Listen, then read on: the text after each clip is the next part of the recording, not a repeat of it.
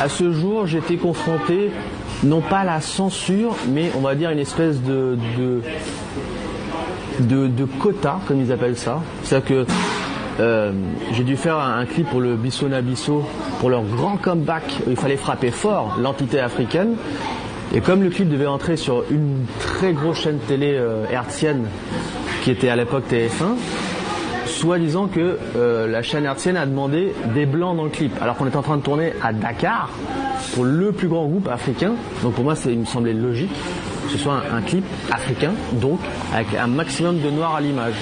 Ça s'est très mal passé à la finale, non pas avec les artistes, mais avec la maison de disques qui voulait leurs blancs dans le clip.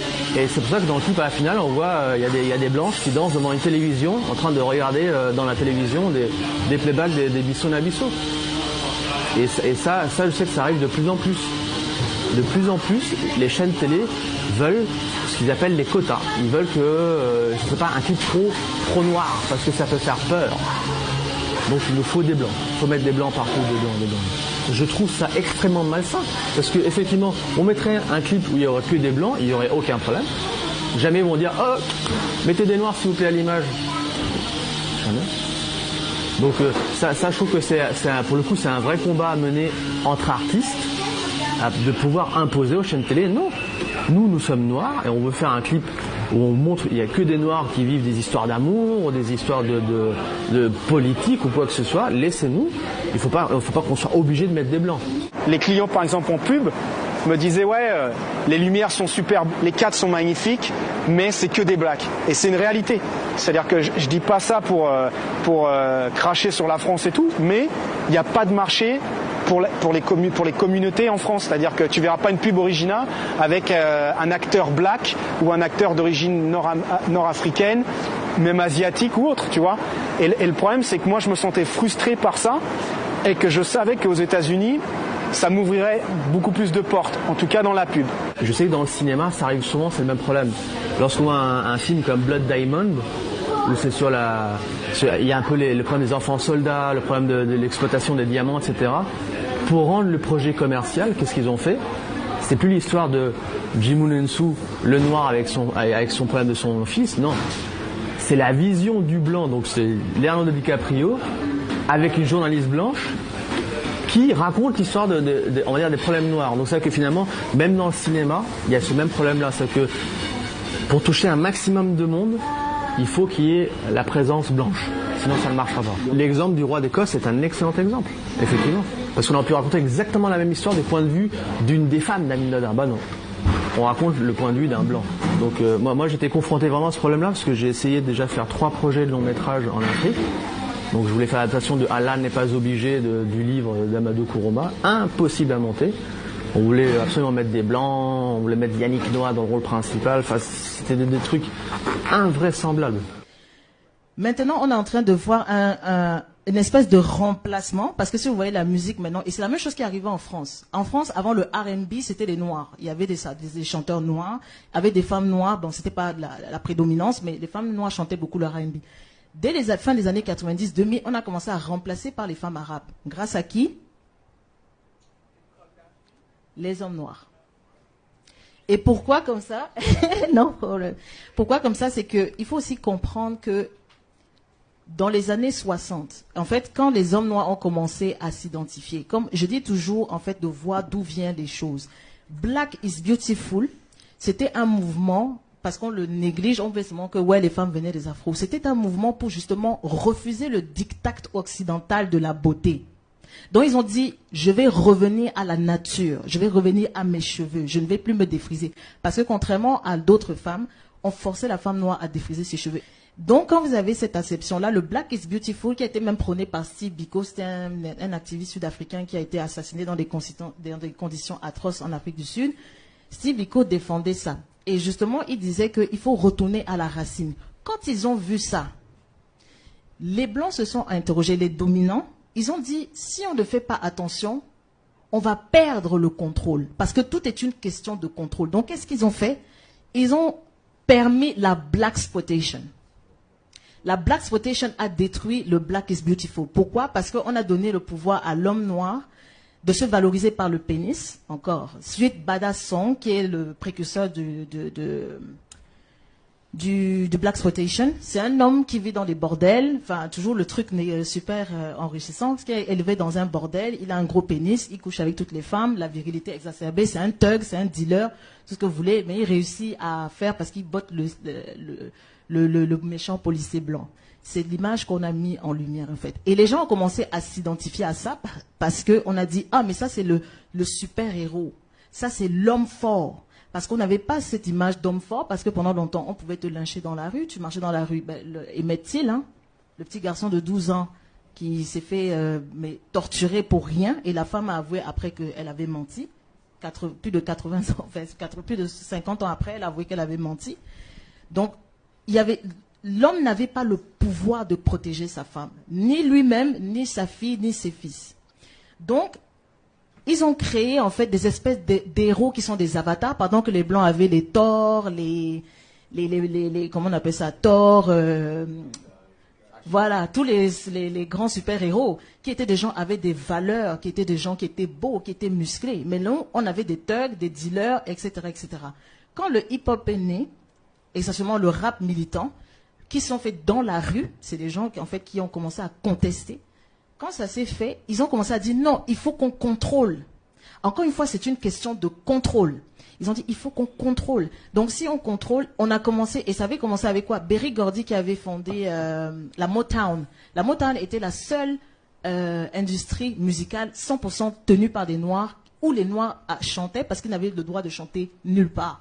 Et Berry Gordy avait tout le répertoire des grands artistes, des Supremes, Ray Charles et tout ça. Quand les Blancs ont vu ça, ils ont dit non, il faut prendre le contrôle. Donc, ils ont commencé à prendre les majors et aller miroiter des contrats plus importants parce que les majors blanches avaient beaucoup plus d'argent. Donc, ils ont dit laissez Berry Gordy et la Motown, moi je vais vous payer plus. Étant dans la survie, oui, certains ont accepté et ils sont partis justement, ils ont abandonné la Motown progressivement et ils ont laissé. Et à partir de ça, le hip-hop encore et le rap, ils ont vu que les gens avaient le truc qui contestait, ils ont dit contrôle. Donc on a tué les deux leaders qui représentaient soi-disant plus Tupac et moins Notorious B.I.G. Et c'est là que le gangsta rap a commencé à développer, qui a commencé à faire l'exacerbation de la violence. On commence à dire que oui, les thugs, les hoes et machin et tout, on dégrade l'image de la femme noire. C'est des gens qui on a payé pour faire ça, qui ont accepté de faire ça. Et donc, même quand ils ont pris ce présupposé-là, excusez-moi, c'est que l'homme noir, il se survalorisait, mais dans les acceptions, dans un idéal extrêmement négatif. Et donc, avec aussi l'avènement de l'incarcération et tout, il disait il faut tuer les policiers, tuer les policiers, et les gens mettaient dans la tête que oui, il faut faire ça, et puis les gens, ils commençaient à faire n'importe quoi, des règlements de gang et tout ça. Donc, quand vous avez ça, et après, qu'est-ce qui s'est passé? Si vous voyez la musique, l'évolution de la musique et la représentation de la femme noire dans les années 80, c'est des femmes très claires. Jusqu'après, dans les années 90, on commence à voir des femmes noires, un peu plus, c'est plus diversifié. 80, c'était Sad. Je ne sais pas si vous connaissez la chanteuse Sad. Sadé, excusez-moi, je dis Sad, désolée. Sadé et tout, avec toutes les femmes de cette époque. Et puis, en descendant, ça a commencé à foncer. Dans les années 90, vous aviez Eternal, vous avez des groupes de femmes noires, etc., qui chantaient, qui étaient assez classes. En Vogue, par exemple. C'était des groupes TLC. C'était des femmes qui... Et bizarrement, ils ont commencé à dire non. Contrôle. Donc, on a pris P. Diddy. On a dit, OK, man, il faut que tu nous mettes quelqu'un d'autre. Oui, parce que, quoi qu'on dise, ces gens-là, ils n'ont aucun pouvoir. Ils sont tenus par des gens qui ont de l'argent. Qui possède la musique noire aux États-Unis? Ce sont des blancs, des juifs. Et c'est pas un commentaire négatif quand je dis ça, c'est la vérité. Et c'est pas du racisme ou quoi, c'est la vérité.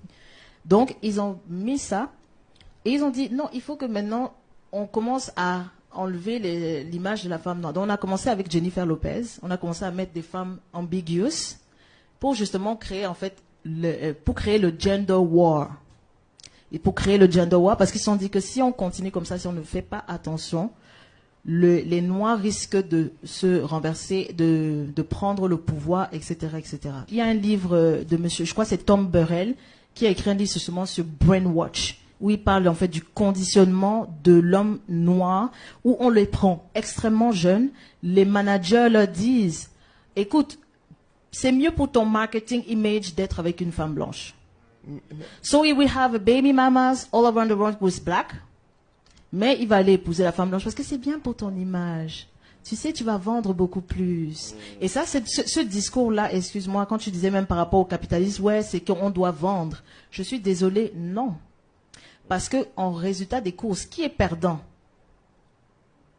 Et ça, je dis, quand j'entends les Noirs dire capitalisme, oh, c'est le marché. En Afrique, il y a des artistes, et je pense que tu le disais il n'y a pas longtemps, qui commencent à mettre des femmes blanches dans des clips africains. Moi, j'ai dit, mais on va où là?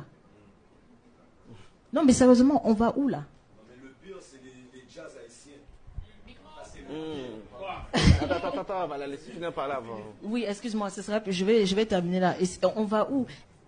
Donc, c'est aussi dire quelle sorte d'image on met devant nos enfants. Quelle représentation on met devant nos enfants. Quel est le modèle d'image. Et moi, je trouve que les Noirs, nous minimisons trop l'impact et la dimension des images, que ce soit le cinéma, les dessins animés. Comme par hasard, dans certains dessins animés, maintenant, vous voyez l'homme noir est gay. C'est pas une accusation ou pas. L'homme noir est gay. Oui, il est avec une blanche, exactement. Donc, mais à un moment donné, même le dernier, Facebook a commencé à faire son reality show. Il y a un homme noir qui est gay. Comme si c'est que le gay était, the gay is the new black. You know what I mean? Et je sais qu'il y a la communauté gay. C'est pas les pointer ou dire que c'est bien ou pas bien. Je dis juste que c'est fait exprès. C'est fait exprès pour dégrader encore plus l'image de l'homme noir et la femme, parce que les deux, c'est les deux.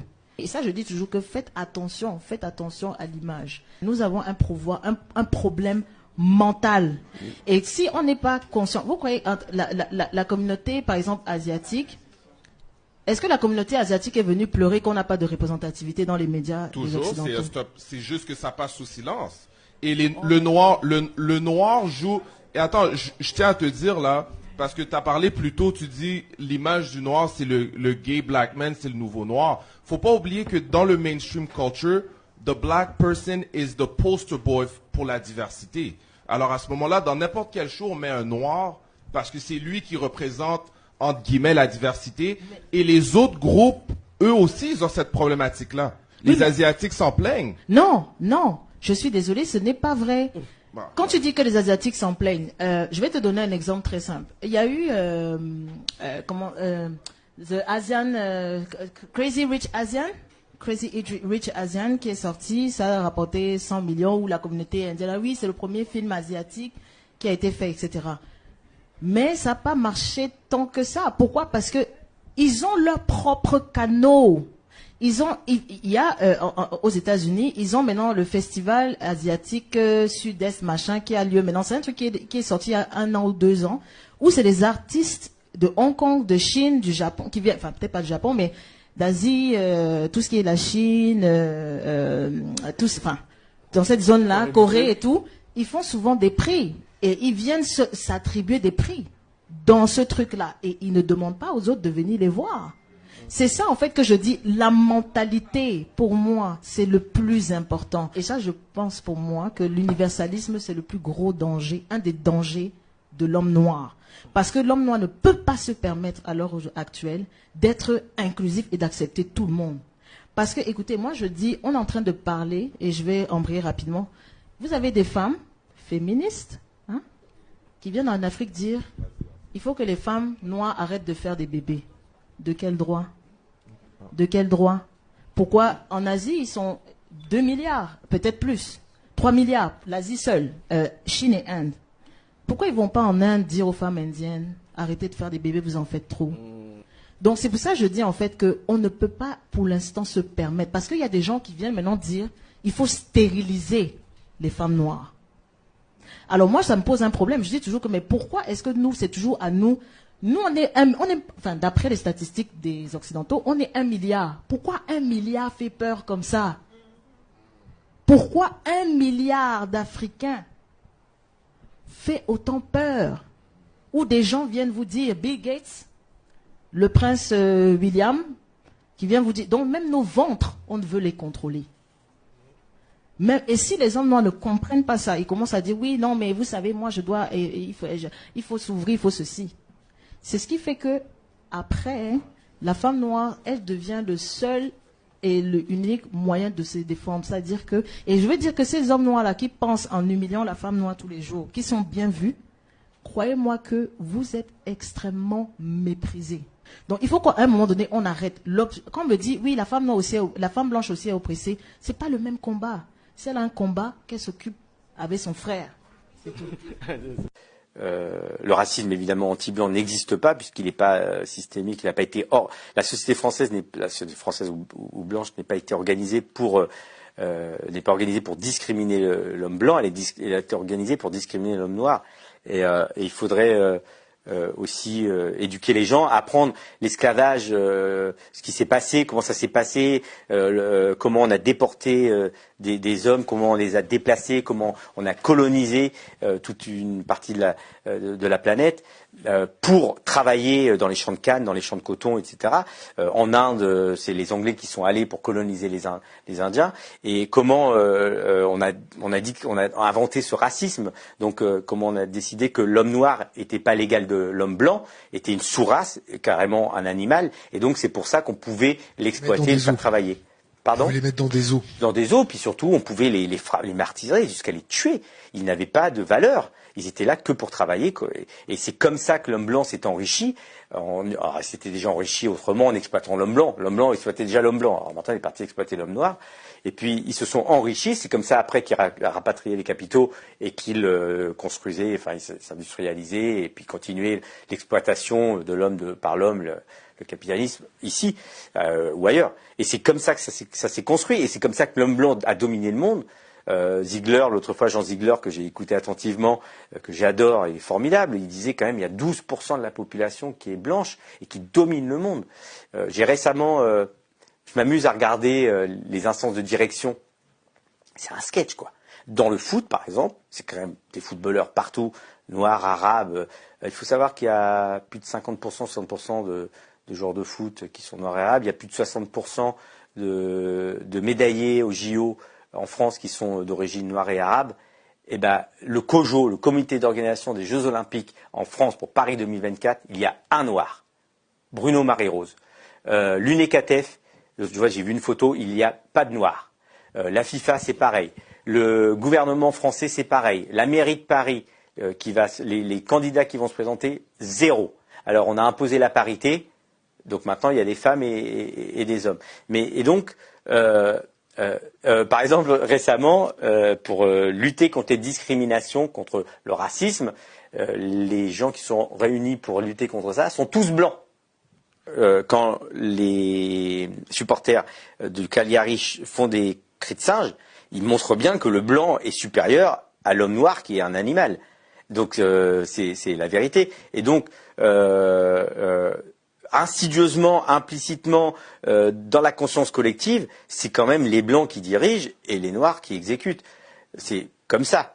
Dans toutes les instances dirigeantes, les grandes instances dirigeantes du monde capitaliste, c'est l'homme blanc qui dirige. Le G7, récemment, on a pu le voir, il y avait donc que des blancs, un japonais, une femme. Et après, il y avait tous les chefs d'État qui étaient là. Il y avait 3 femmes, je crois, sur 70 personnes. Quelques chefs de... donc ils allaient parler des inégalités à travers le monde, donc forcément nord-sud, noir-blanc, homme-femme, entre blancs. Je voudrais bien voir le CA de la LICRA. J'aimerais bien voir qui dirige, qui sont ces gens qui dirigent, comment c'est subventionné, qui paye, qui donne l'argent à la LICRA. J'aimerais bien savoir. J'aimerais bien